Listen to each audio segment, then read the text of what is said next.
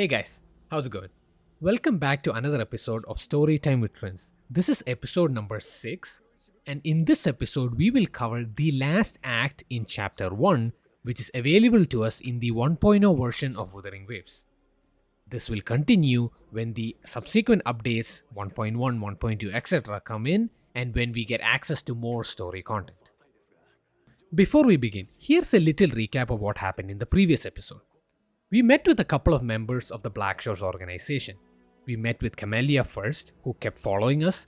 Then we met with Alto and Encore, who surprisingly wanted our help to find a missing resonance beacon in an abandoned research facility. While at the facility, Alto explains to us the concept of the retroact rain, how it works, how it generates phantoms, and how it makes Tacet Discord stronger.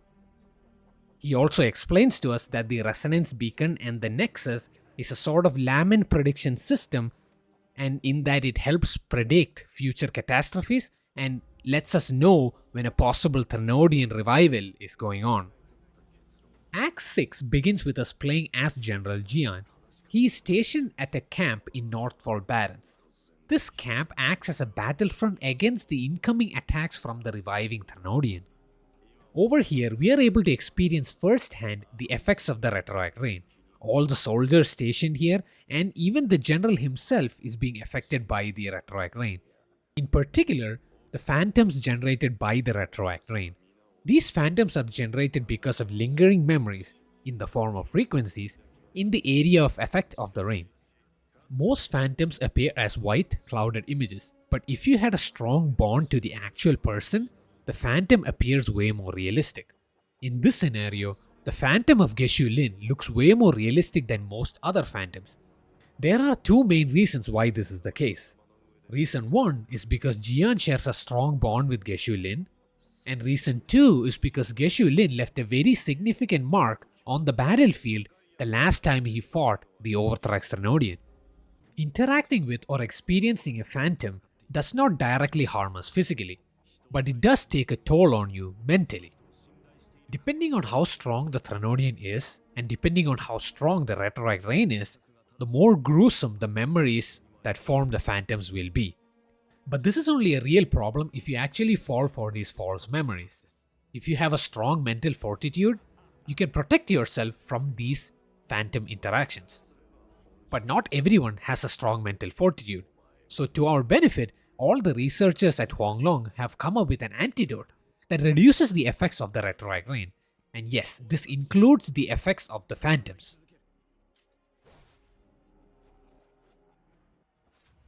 Meanwhile, at the battlefront, the soldiers notice that the moon is gradually turning full. This is an indication of the reviving Thermodian. When the moon turns completely full and has a pinkish red hue around it, that signifies that the Thermodian has revived. One thing we know is that the Fraxidus group were the ones that wanted to revive the Thermodian. Scar said so himself. But Overseer Scar is currently in prison. So who the hell is pulling these strings from the shadows now?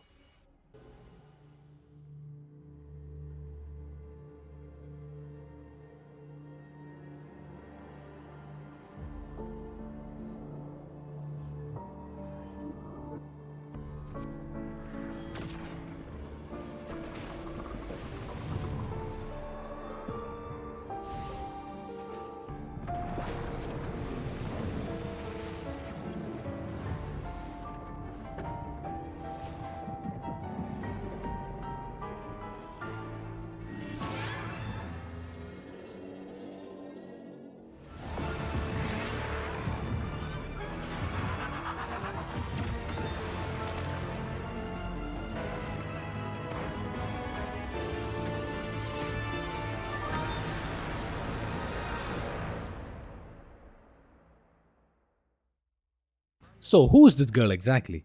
If you remember, we saw her in Act 3 along with Scar.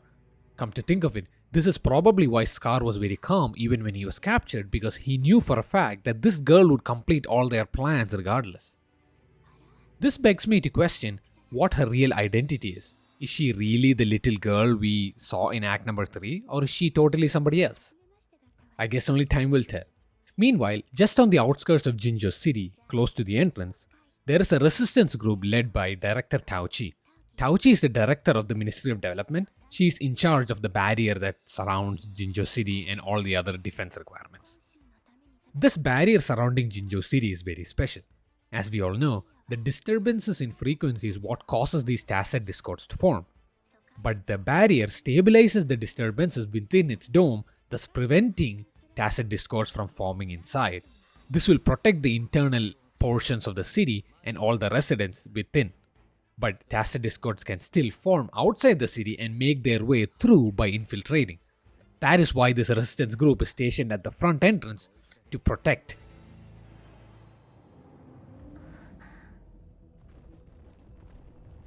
Our conversation was cut short because a huge group of tacet discords were heading our way. And like how one of our favorite fictional superheroes, Captain America, once said, "Resonators, assemble."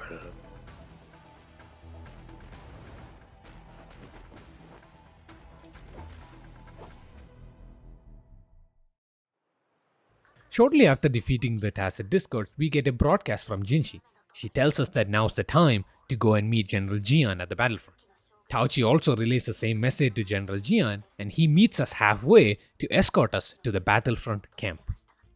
After fighting our way through and even defeating the thundering Memphis, we make our way to the camp along with General Jian. That's when we see the Trinodian statue resurfacing.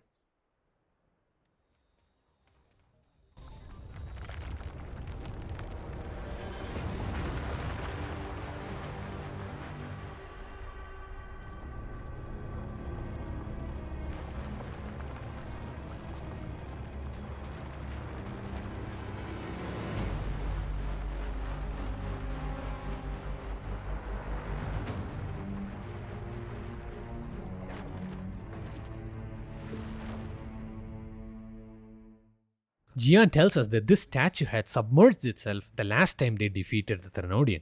Now it's resurfacing because the Trinodian is reviving. We can also see a barrier formed around the statue, so we would have to break this barrier somehow if we wanted to enter that area. In order to break that barrier, we need to use a special weapon called the Disruptor. The Disruptor is a high energy projectile weapon that can shoot a projectile which can neutralize the barrier. But before we fire that weapon, we need to make battle plans on how to tackle this Trinodian. We have 3 squads. The long range shooting squad will be positioned on the top of the cliff to provide cover fire. The vanguard squad, which will be the foot soldiers, will be the forefront and push the incoming tacet discords. And then the special task squad, which will be Jian, Jianshin, Yang Yang and us, Rover. The special task squad will push through and fight the Trinodian. After the strategy meeting, we go ahead and secure the disruptor and get it ready for use. The rhetoric rain has subsided, and then we get a notice from Jinshi saying that we also have authorization to use the disruptor. It's time to fight. Time to kick some Trinodian ass.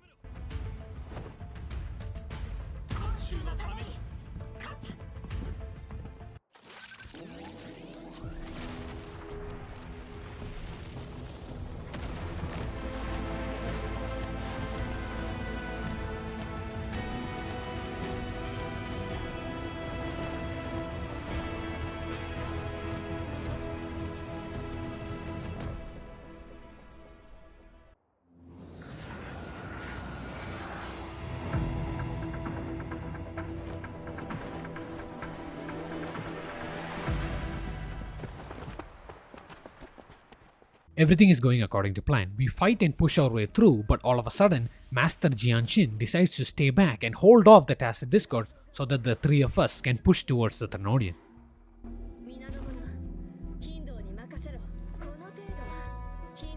This entire area was swarming with tacet discords, so many of them. Different sizes, different shapes, different abilities. It was insane. But we somehow managed to push through and make it to the top, close to the statue of the Trinodian. But now we face another problem.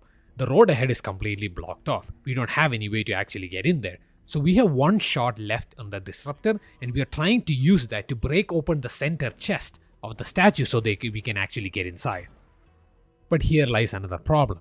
We are still constantly barraged with tacet discord, so we can't actually go there without getting disrupted. So Yang Yang volunteers to stay behind and hold them back, long enough for us to fire the disruptor and for Jian and ourselves, Rover, to actually make our way into the statue of the Trinodian.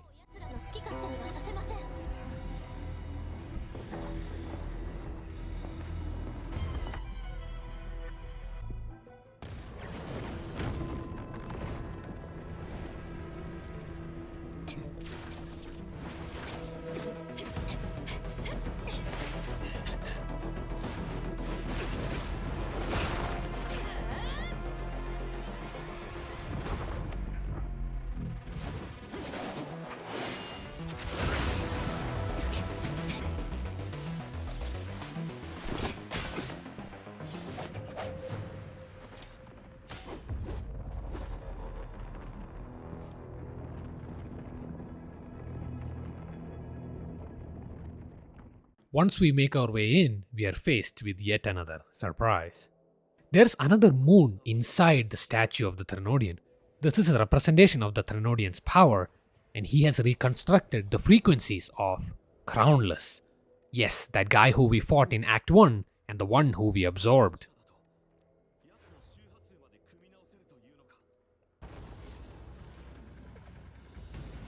Being an imitation of the actual Crownless, this guy wasn't that hard to beat, but it doesn't end there. After we defeated him, his frequency, whatever remains of it, was absorbed by the moon, and the moon transformed into a giant glowing eye.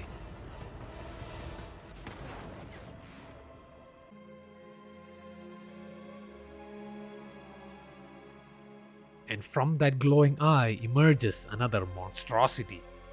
The strongest task Discord we've ever fought to date. The one who referred to us as Mother in Act 2.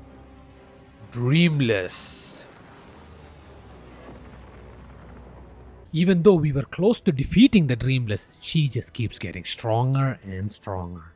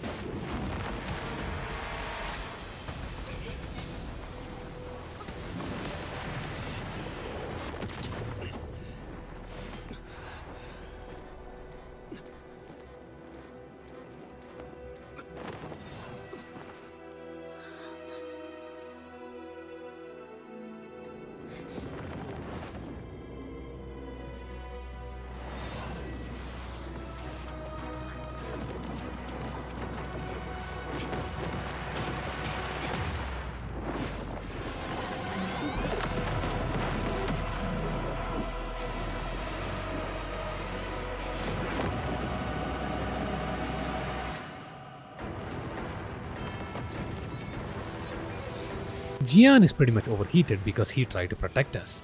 So as a last ditch effort, we tried to give it our all. And guess what?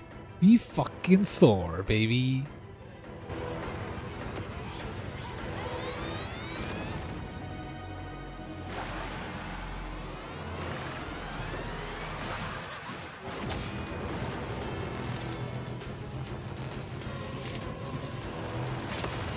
We ascend to the next dimension and surpass our own limits and unlock the power of Havoc.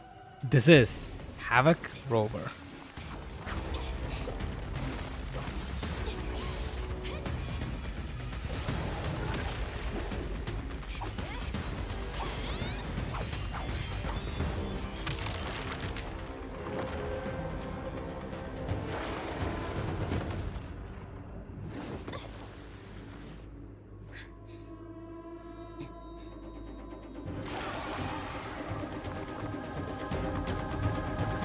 After a long gruesome fight, the Dreamless finally appears to be down for the count.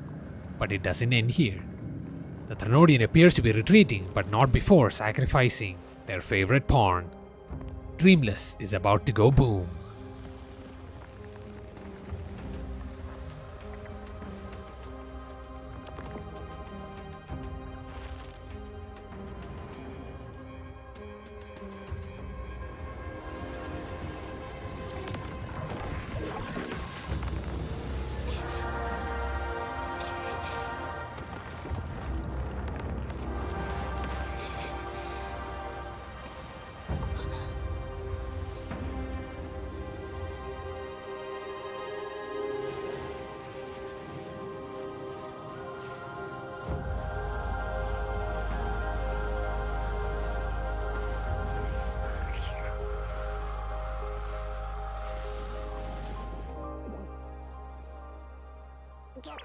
Yep, not the word.